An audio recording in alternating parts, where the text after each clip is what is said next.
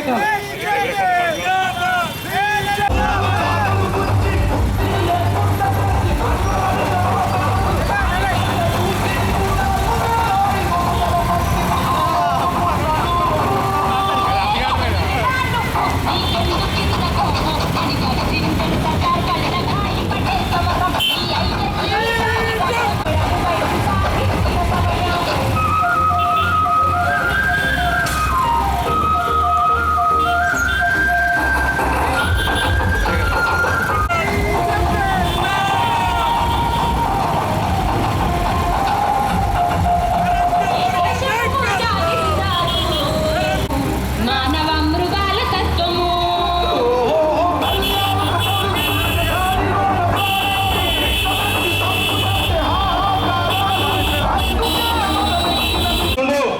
అయ్యా ఎమ్మెల్సీ గారు ఏమి సంక్షేమాలు చేసిరు, ఏమేం చేసిరు, ఇక్కడ నీ దుమ్ము దులపడానికి వస్తున్నాడు.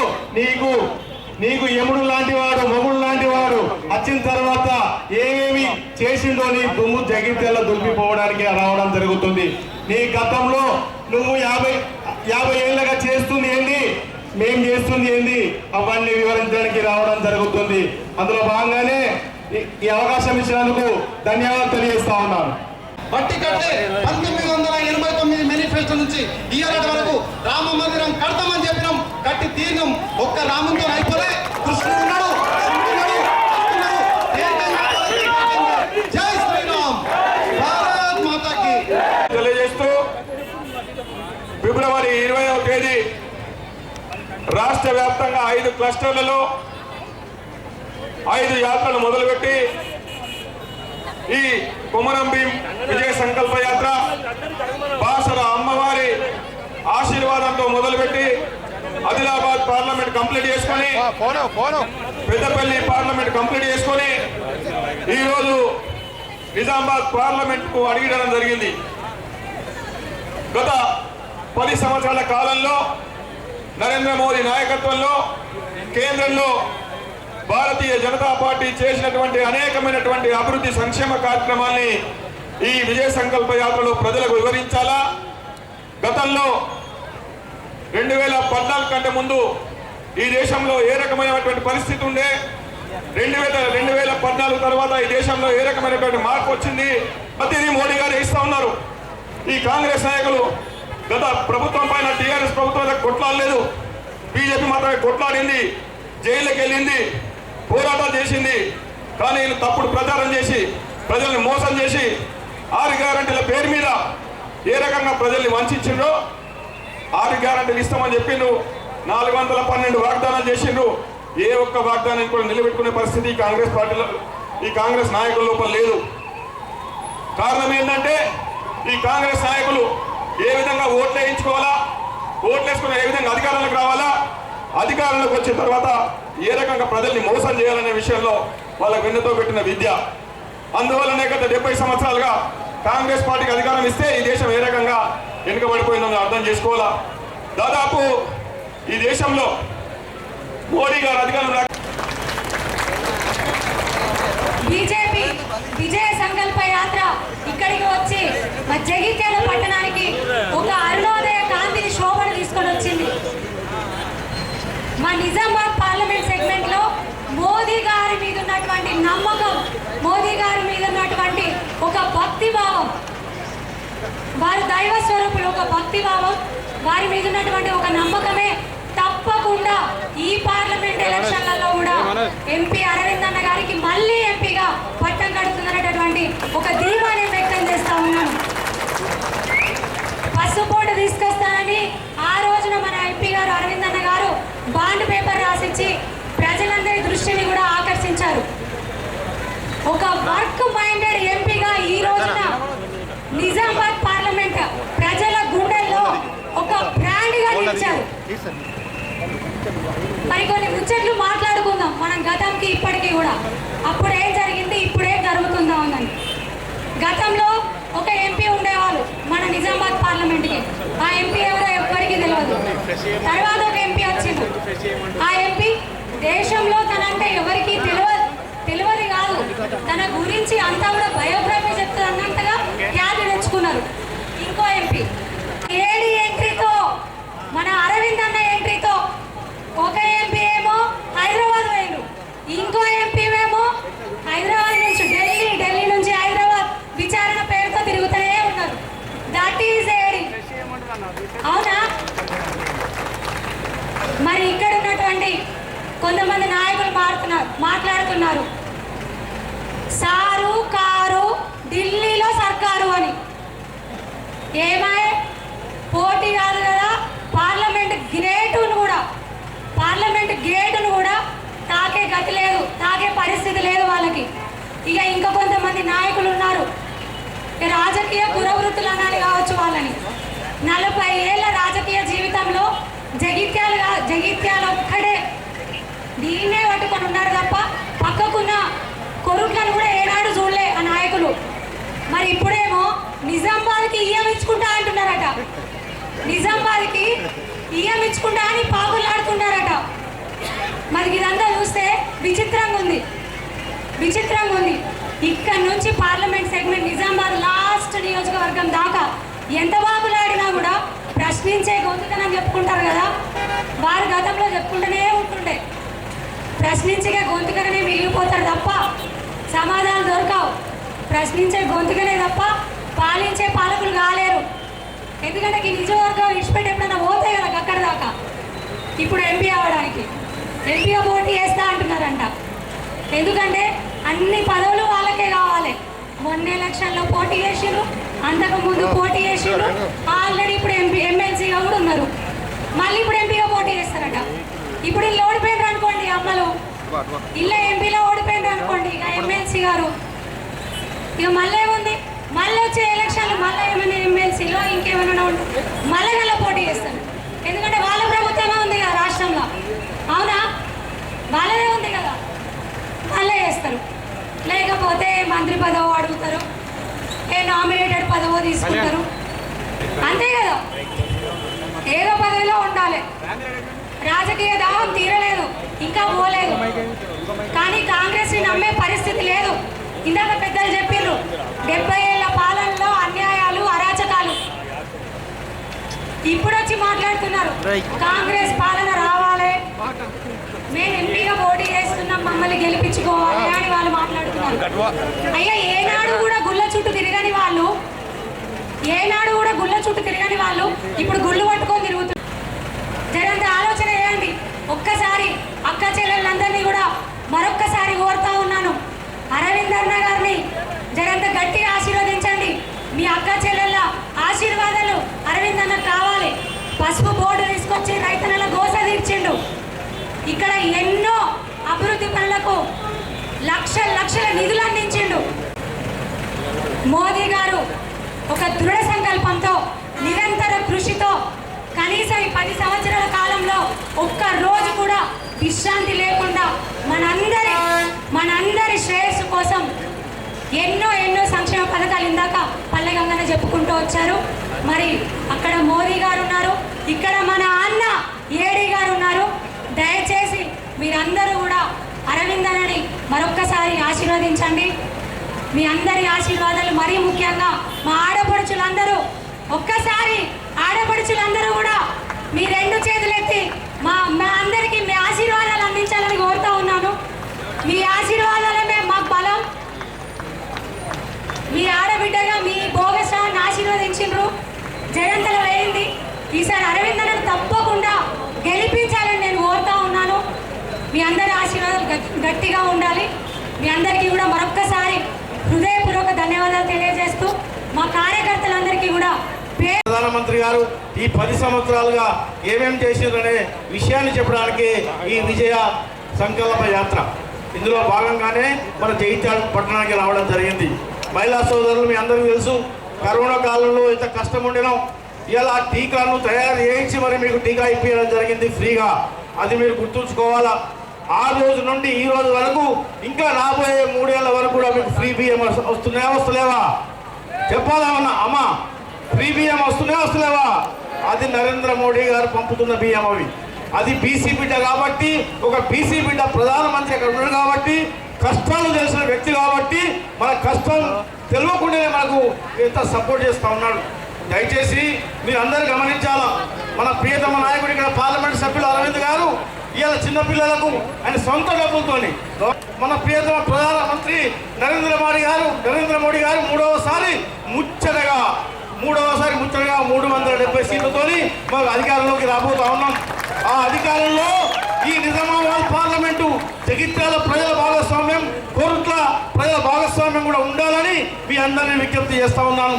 ఎందుకంటే ఇప్పటికే చాలా సేపు నుండి మీరు కూర్చొని ఉన్నారు కాబట్టి మన పెద్దలు రాకేష్ రెడ్డి గారు, ఆర్మూర్ ఎమ్మెల్యే, మన ఫ్రైడ్ మ్యాండ్ వారిని మాట్లాడాల్సిందిగా కోరుతా ఉన్నాను.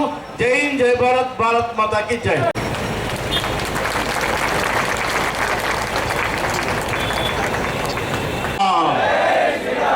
జై శ్రీరామ్. ఈరోజు విజయ సంకల్ప యాత్రలో భాగంగా జగిత్యాల పట్టణం నా చెల్లె నియోజకవర్గం కొద్దిలో మిస్ అయింది, మళ్ళీ కొడతాం. ఈ విజయ సంకల్ప యాత్ర జగిత్యాల సందర్భంగా వేదికను అలంకరించిన పెద్దలు సోదర సమానుడు సత్యన్న. ఇక యుద్ధం యుద్ధం యుద్ధం సిద్ధం. ఇప్పుడు జరిగే ఎన్నికలు దేశ ద్రోహులకు, దేశ భక్తులకు మధ్యన పోరాటం. ఇది కాంగ్రెస్ రాహుల్ ఖాన్ అయోధ్య రాముడికి జరిగే పోరాటం, రాహుల్ ఖాన్ కు అయోధ్య రాముడికి జరిగే పోరాటం. 500 సంవత్సరాలుగా మా రాముడాడి, మా రాముడు ఎక్కడ, మా రాముడికి గుడి లేదు, మా రామచంద్రుడికి గుడి లేదని 500 సంవత్సరాల నుంచి ఈ ప్రపంచంలో ఉన్న హిందువులంతా కళ్ళ నీళ్లు పెట్టుకుంటే ఏ ఒక్క నా కొడుకు, ఏ ఒక్క నా రాజు, ఏ ఒక్క నా సుల్తాన్, ఏ ఒక్క నా నిజాం, ఏ ఒక్క నా కాంగ్రెస్ నా కొడుకులు ఒక్కరు నుంచి రాముణ్ణి చేసాలు పెట్టిన కొడుకులు, రాముణ్ణి చెట్ల కింద పెట్టిన కొడుకులు, మన రాముడు, మన సీతాదేవి, ప్రపంచానికి ఆదర్శం రాముడు. ఈ నా కొడుకులు 60 ఏళ్ళు ఇంట్లో కింద పెట్టిన నా కొడుకులు మళ్ళొస్తున్నారు. ఒక్కడు ముసుగులు వేసుకొని వస్తున్నారు కొడుకులు. అభివృద్ధి గురించి సోదరులు చెప్పారు. ఆత్మాభిమానం. ఇదే లేని రోజు ఎటు పోతారు, ఇదే లేని రోజు ఎటు పోతారు, ఎలా బతుకుతారు. వీళ్ళు సరిగ్గా చెప్పారు చెప్పలేదు. నేను చెప్తా 18% ఉన్న హిందువుల్ని పాకిస్తాన్ లో 1% తగ్గించారు కదా. సంపతిని అత్యాచారాలు చేస్తారు, ఏళ్ళ కొడితే సంపతిని. ఏమి న్యాయమరా? ఎందుకు అడగలేదు నా కాంగ్రెస్ 60 ఏళ్ళు? ఒకటి వేలాది మంది స్త్రీలను అత్యాచారాలు చేస్తుంటే ఏ ఒక్క నా కొడుకు అడగలేదు, ఏ ఒక్క కాంగ్రెస్ నా కొడుకు అడగలేదు. 18% ఉన్న ఆడబిడ్డలని, హిందూ జాతిని కొడుకులారా మీరెవరమ్మా దేశభక్తి చెప్పేది? ఈ దేశం మాది, ఈ జగిత్యాల మాది. ఈ ఉండాలంటే బైరాను పెళ్లిగా కొడుకులారా, బైరాను పల్లిన రజాకారులు 100 మంది బిడ్డలను చంపి ఆడబిడ్డలను బతుకమ్మలాడిచారా మీరు? అట్లాంటి రజాకారు పార్టీకి సపోర్ట్ చేస్తారా మీరు? మీరు తల్లులారా, మీరు తెలియకపోతే ఇప్పుడు రజాకర్ సినిమా వస్తుంది, మీరు చూడండి.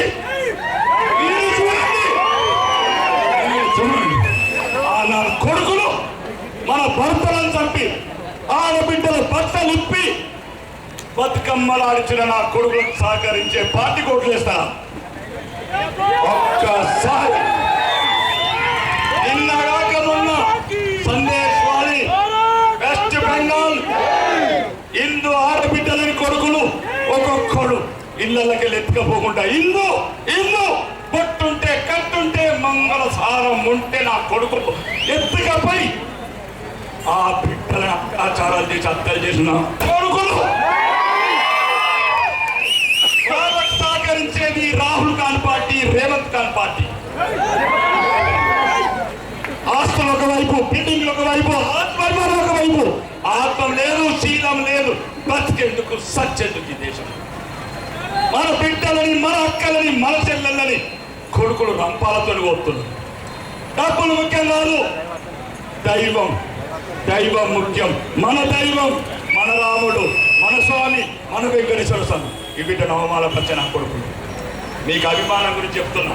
ఆఫ్ఘనిస్తాన్లో 3 లక్షల మంది సిక్కులు, హిందువులు అందరినీ చంపేసి 24 మంది మిగిలితే లాస్ట్ నరేంద్ర మోడీ గారు మన విశ్వనాయకుడు, విశ్వాస నాయకుడు, ప్రపంచమంతగా వేణుల్లో కొద్ది వేడాడుతున్నా ప్రార్థిస్తున్నా నరేంద్ర మోడీ గారు మళ్ళీ తెప్పించాడు. ఒక్క బిడ్డున్న మళ్ళీ 1 కోటి బిడ్డలను తయారు చేస్తాం.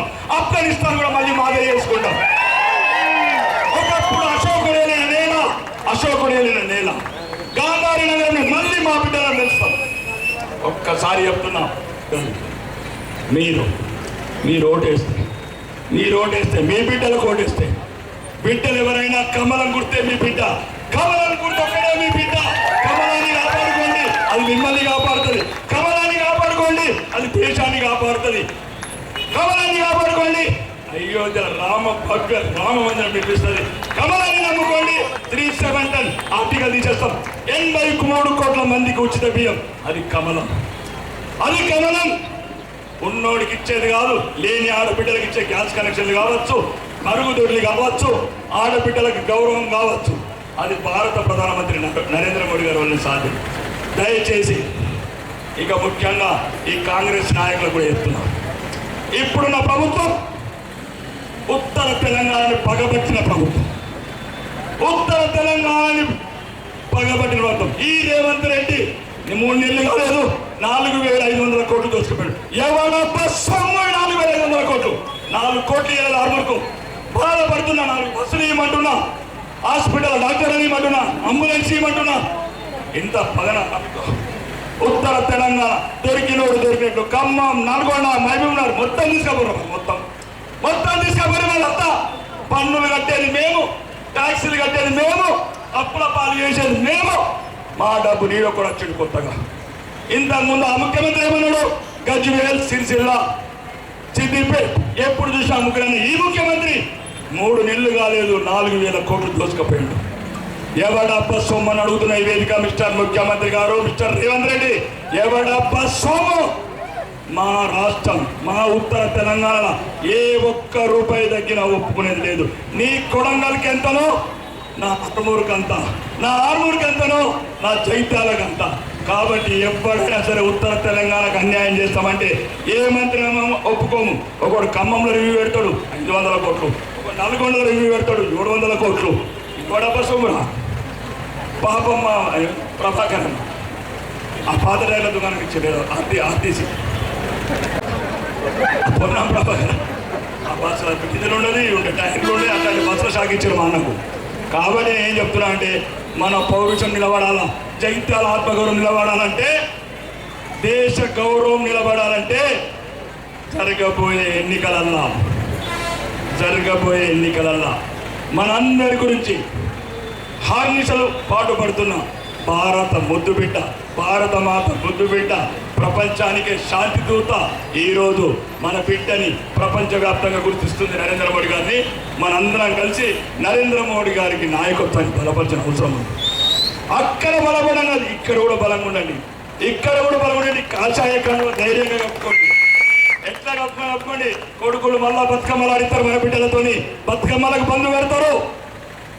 రాను మన ఆడబిడ్డలకు ఎట్లయితే వెస్ట్ బెంగాల్ జరుగుతున్నదో, నేను చెప్తే అబద్ధమైతే అమ్మ మీ ఇళ్ళల్లో వెళ్ళి రేపు యూట్యూబ్ కొట్టుకోండి. నిన్నగాక హిందూ మహిళలు చెప్తున్నారు, సాయంత్రం అయితే అన్న ఈ కొడుకులు వస్తారు, రాత్రి అయితే మమ్మల్ని ఎత్తుకొని పోతారు. ఇది నేను చెప్పింది నిజం చెప్తున్నా. నేను ఆ మాట అబద్ధం. మీ తమ్ముళ్ళు మీ కొడుకుని అడగండి, సందేశ్ వాలి అని కొట్టండి. హిందూ ఆడబిడ్డలు ఎట్లేస్తున్నారు మీకు అర్థమవుతుంది, మీకు కూడా అర్థమవుతుంది. మీకు అక్కలు ఉన్నారు, చెల్లెళ్ళు ఉన్నారు, భార్యలు ఉన్నారు, తల్లులు ఉన్నారు.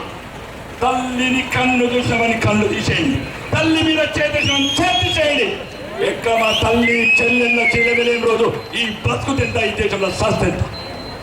ఎవరు చెప్పాలా? మీకు ఎందుకు చెప్పాలా? యూట్యూబ్ లేవా, స్మార్ట్ ఫోన్ లేవా, పేపర్లు లేవా? ఆత్మ గౌరవం లేని దేశం ఒక్క దేశం ఉంది చెప్తున్నా. ఈ దేశం లేకపోతే ఈ నరేంద్ర మోడీ గారు లేకపోతే ఆఫ్ఘనిస్తాన్కి వెళ్తే తెచ్చిండు, పాకిస్తాన్లోకి వెళ్తే తెచ్చిండు హిందువులని, బంగ్లాదేశ్కి వెళ్తే తెచ్చిండు హిందువులని. మనని ఎవడు ఉండబోతాడు? పొడుస్తారు ఇక్కడనే, అక్కడొక్కడు. కాంగ్రెస్ ఒకవైపు, కర్కోటకులు ఒకవైపు పగబట్టిన కొడుకులు జాతిని. ఈ జాతికి ధైర్యం, ఈ జాతికి దీవెనంటే భారతీయ జనతా పార్టీ.